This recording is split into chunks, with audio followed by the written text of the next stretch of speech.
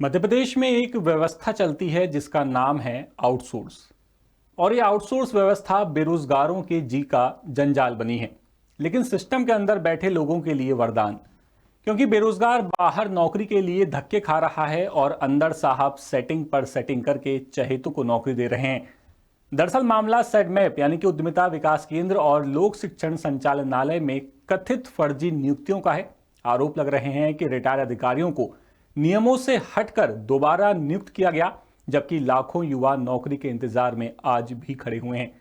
जानकारी के मुताबिक लोक शिक्षण विभाग से रिटायर्ड प्रथम श्रेणी यानी कि फर्स्ट क्लास अधिकारियों को उसी विभाग में आउटसोर्सिंग के जरिए दोबारा पोस्टिंग दे दी गई और इन पदों पर जो सैलरी दी जा रही है वो 35,000 से 64,000 रुपए तक बताई जा रही है। सबसे बड़ा सवाल यह है और दावा यह किया जा रहा है कि इन पदों के लिए ना तो सार्वजनिक विज्ञापन जारी हुए और ना ही ऑनलाइन आवेदन बुलाए गए। पूरा मामला इसलिए गंभीर माना जा रहा है क्योंकि सिलेक्शन प्रोसेस को सार्वजनिक नहीं किया गया। अगर पद खाली थे तो उन्हें ओपन क्यों नहीं किया गया? यही इस कथित फर्जीवाड़े को और संदिग्ध बनाता है।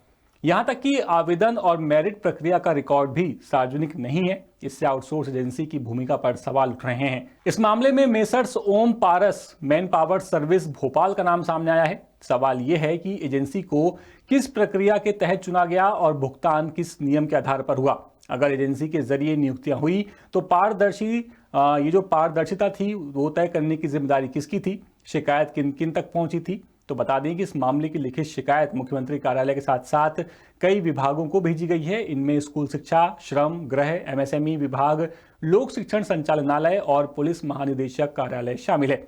मामले में अब उच्च स्तरीय जांच और एफआईआर दर्ज करने की मांग की गई है।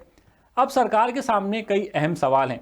सवाल नंबर 1 कि क्या सेडमैप पोर्टल पर इन पदों का विज्ञापन जारी हुआ था? कितने आवेदन मिले? कितनों का सिलेक्शन हुआ? सिलेक्शन का आधार क्या था? एजेंसी को भुगतान किस नियम के तहत हुआ? 2020 के बाद कितने विभागों में ऐसी नियुक्तियां हुई हैं? एजेंसी को अधिकृत करने की शर्तें क्या थी? मामले में कांग्रेस नेता विवेक त्रिपाठी का कहना है कि मामला सिर्फ प्रशासनिक लापरवाही का नहीं बल्कि बेरोजगार युवाओं के अधिकारियों से जुड़ा भी जो उनके अधिकार हैं बेरोजगार युवाओं के, उनसे जुड़ा हुआ है। अगर पारदर्शिता नहीं बरती गई तो ये सीधे सीधे युवाओं के भविष्य के साथ अन्याय है और पूरे मामले की निष्पक्ष जांच होनी चाहिए। अब सवाल यह है कि क्या ये जो आउटसोर्स की प्रोसेस मध्य प्रदेश में चल रही है ये वाकई सही और निष्पक्ष है? क्या इसमें भर्तियां ईमानदारी से होती हैं?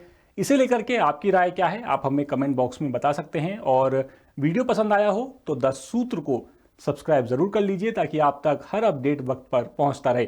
फिलहाल इस खबर में इतना ही। नमस्कार। लेटेस्ट,